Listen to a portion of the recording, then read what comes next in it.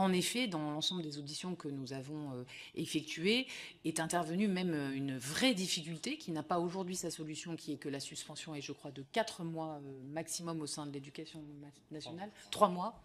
4 mois, bon, 3 mois, 4 mois, à peu près 3-4 mois. Et encore aujourd'hui, les affaires judiciaires et la façon dont c'est instruit sont très rarement dans ces délais-là. Donc, est-ce que c'est un sujet sur lequel vous avez réfléchi depuis ou à l'époque sur des solutions, sur la coordination, suspension administrative, protection de l'enfance et mesures judiciaires? Redire une nouvelle fois, parce que c'est vrai pour ce sujet et pour d'autres, quand on dit que c'est pas du tout ce que vous avez fait, hein, mais quand on, effectivement, moi-même je l'ai fait tout à l'heure en disant c'est long le temps judiciaire, c'est parce que la justice n'a pas assez de moyens. Je répète ça systématiquement parce que dans l'opinion publique, parfois on dit c'est long la justice, ah bah oui les juges sont lents. Non, c'est parce que la justice n'a pas assez de moyens. Ça, je pense qu'il faut le redire, car il y aurait davantage de magistrats, la justice serait plus rapide.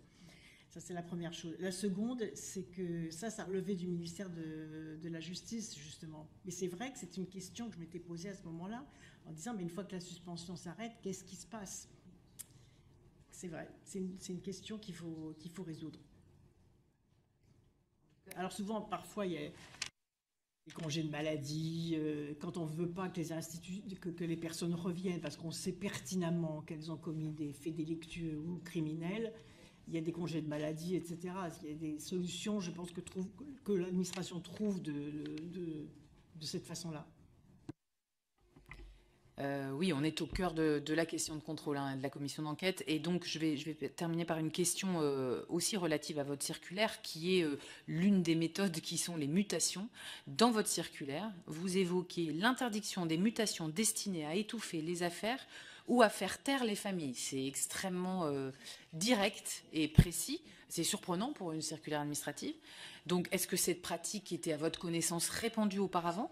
Est-ce que vous disposiez de données chiffrées ou concrètes à ce sujet?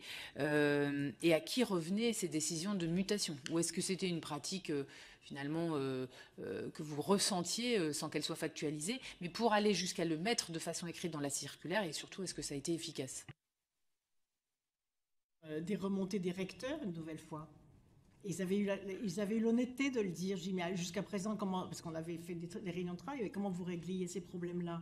Et les recteurs qui ne savaient pas comment régler, on l'a vu d'ailleurs, les mêmes mécanismes de mutation dans l'Église.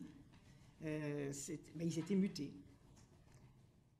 Et donc l'idée, c'était de dire, et je me souviens que Jean-Michel Ayat, c'était de dire, mais on avait demandé au recteur, est-ce qu'il y a des mutations qui sont arrivées, des personnes qui sont arrivées dans vos académies, et vous ne savez pas pourquoi elles ont été mutées?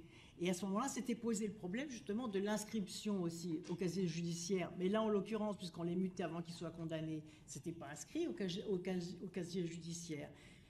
Mais il y avait eu à ce moment-là,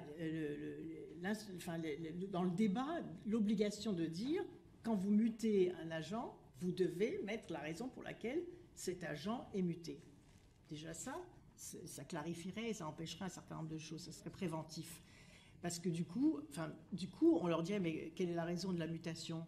C'est pas vu, pas pris, donc on mutait, et comme ça, on n'avait pas à régler le problème. Vous voyez, pour se débarrasser d'un problème, on mutait l'auteur des faits délictueux ou criminels. Et ça, c'était remonté, je dois dire, avec beaucoup de franchise des recteurs.